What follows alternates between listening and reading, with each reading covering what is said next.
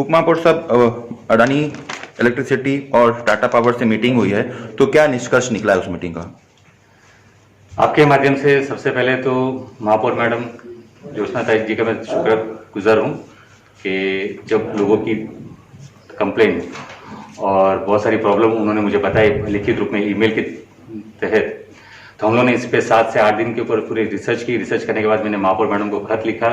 और महापौर मैडम ने जल्द से जल्द इस मीटिंग को बुलाया। सबसे पहले उनका धन्यवाद देना चाहूँगा। इस मीटिंग में उपस्थित अडानी और साथ में टाटा पावर के जो रिप्रेजेंटेटिव आए थे, निकुम जी और कामले जी, उनसे बातचीत हुई। बातचीत में काफ़ी मसले हुए और मसले के अंदर काफ़ी बहुत सारे से उजागर हुए। बात के उनकी बात भी हमने सुनी और जो लोगों की जो तकलीफें थी या जो कंप्लेन थी वो भी हमने उनके सामने समक्ष रखी। बातचीत में जब ये पता चला बात करते करते कि उनकी भी कुछ सुझाव है जो लोगों को नहीं पहुंच पाए हैं और जो लोगों को नहीं पता है। तकरीबन जैसे उनका ऐसा कहना था कि बिल इसके लिए ज़्यादा है कि जो टैरिफ या जो बिल्स साइकिलिंग जो होती है 3 महीने के लास्ट या फिर लास्ट समर के कैलकुलेशन, उन्होंने वो सब मर्ज करके उन्होंने साइकिलिंग बना के दिए। और उनके जो रेगुलेटरी के हिसाब से जो नॉर्म्स आए थे, उनका ऐसा कहना था कि 3 महीने के अंदर जो बिल दिए गए थे वो काफ़ी कम दिए गए थे और उसके बाद में स्टडी करने के बाद में उनको वापिस से एवरेज बिल बना के और एज पर उन्होंने जो यूनिट यूटिलाइज किए हुए हैं वो यूनिट के हिसाब से उनको वहां पे बिल दिए गए।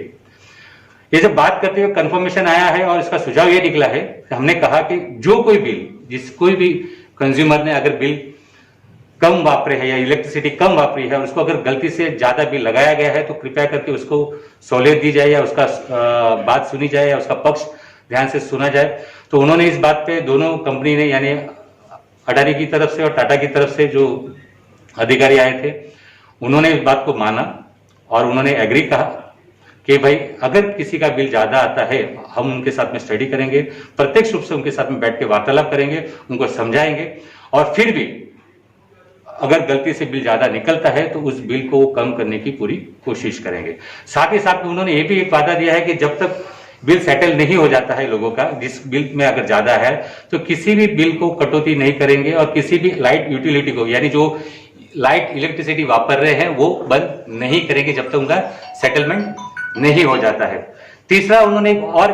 विश्वास और भरोसा दिलाया है कि अगर कोई बिल अगर ज्यादा आया है, तकरीबन एक एग्जांपल के तौर पे मैं आपको कह रहा हूं कि अगर 1000 है 2000 जो अगर बिल भरते और अचानक उनको 10,000 या 12,000 का बिल आया तो उसमें भी वो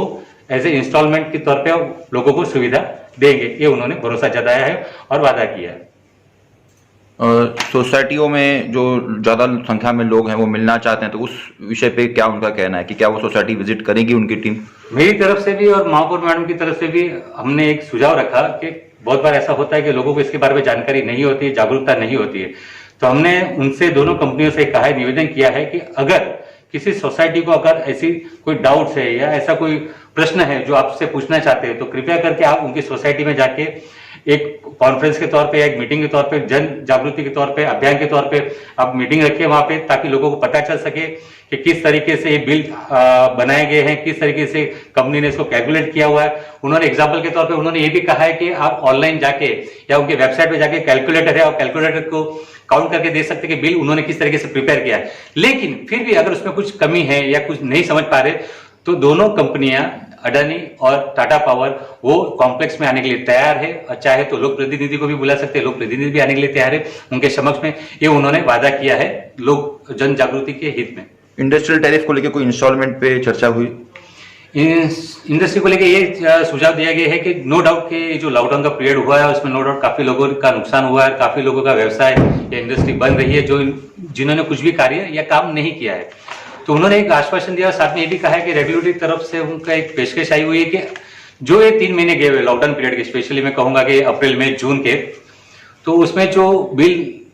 उन्होंने व्यवसाय नहीं किया है तो वो बिल को वो माफ तो नहीं कर सकते, लेकिन उनका उन्होंने इंस्टॉलमेंट बना के दिया हुआ है जो आने वाले महीनों के अंदर वो भुगतान कर सकते हैं। ऐसे पार्ट के अंदर एक महीने या 2 महीने के अंदर वो पार्ट पेमेंट में वो इंस्टॉलमेंट कर सकते हैं। Thank you sir, thanks a lot.